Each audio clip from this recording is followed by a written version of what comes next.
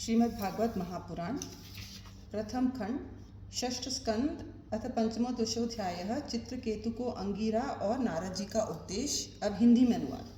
श्री सुखदेव जी कहते हैं, परीक्षित, राजा चित्रकेतु शोकग्रस्त होकर मुर्दे के समान अपने मृत पुत्र के पास ही पड़े हुए थे।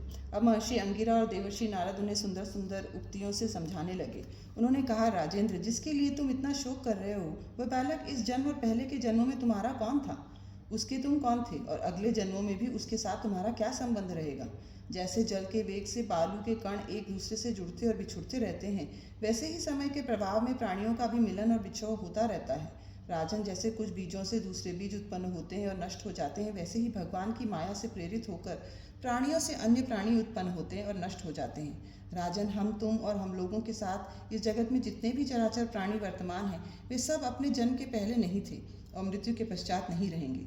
इससे सिद्ध है कि इस समय भी उनका अस्तित्व नहीं है, क्योंकि सत्य वस्तु तो सब समय एक सी रहती है। भगवान ही समस्त प्राणियों के अधिपति हैं। उनमें जन्म, मृत्यु आदि विकार बिल्कुल नहीं है।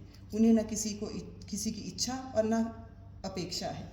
वे अपने आप परतंत्र प्राणियों की सृष्टि कर लेते हैं। उनके द्वारा अन्य प्राणियों की रचना, पालन तथा संहार करते हैं, ठीक वैसे ही जैसे बच्चे घर घरौंदे खेल खिलौने बना बनाकर बिगाड़ते रहते हैं। राजन, जैसे एक बीज से दूसरा बीज उत्पन्न होता है, वैसे ही पिता के देह द्वारा माता की देह से पुत्र की देह उत्पन्न होती है। पिता, माता और पुत्र जीव के रूप में देही हैं और बाह्य दृष्टि से केवल शरीर। उनमें देह, जीव, घट आदि कार्यों में पृथ्वी के समान नित्य है। उनमें देही जीव।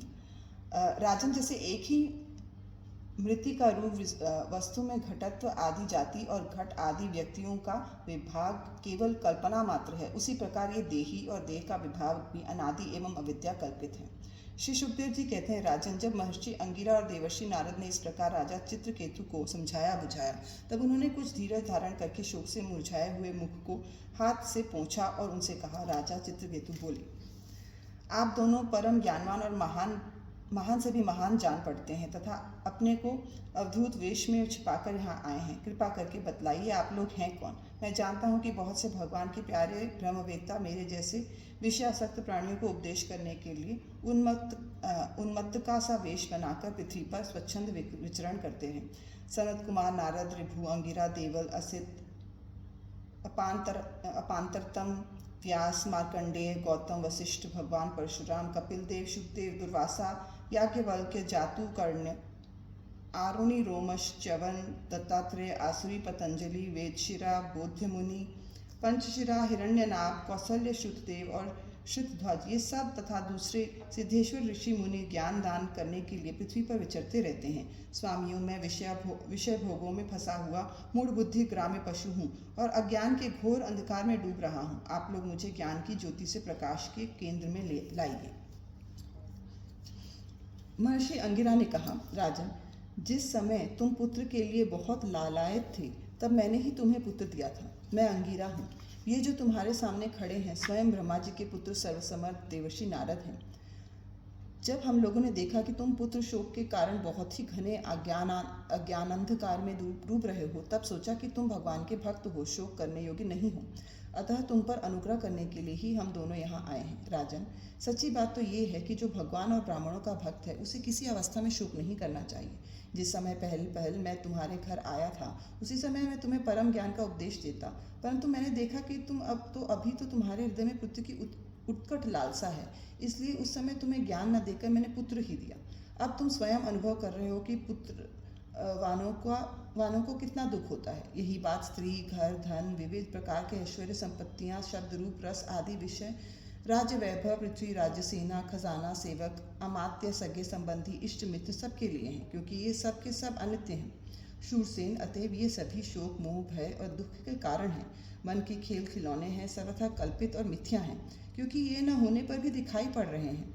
यही कारण है कि ये एक क्षण दिखने पर भी दूसरे क्षण लुप्त हो जाते हैं। ये गंधर्व नगर, स्वप्न, जादू और मनोरथ की वस्तुओं के समान सर्वथा असत्य हैं।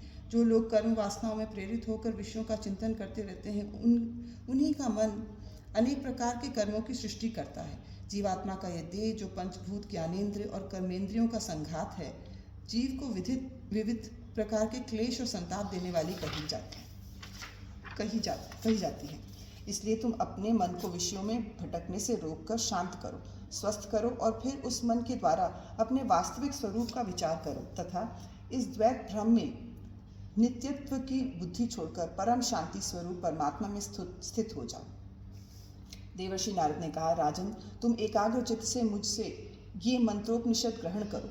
इसे धारण करने से 7 रात में ही तुम्हें भगवान संकर्षण का दर्शन होगा। नरेंद्र, प्राचीन काल में भगवान शंकर आदि ने श्री शंकरषण देव की ही चरण कमलों का आश्रय लिया था। इससे इन्होंने द्वैत भ्रम का परित्याग कर दिया और उनकी इस महिमा को प्राप्त हुए जिससे बढ़कर न तो कोई है न समान में भी नहीं होगा। तुम भी बहुत शीघ्र ही भगवान की उसी परम पद को प्राप्त कर लोगे।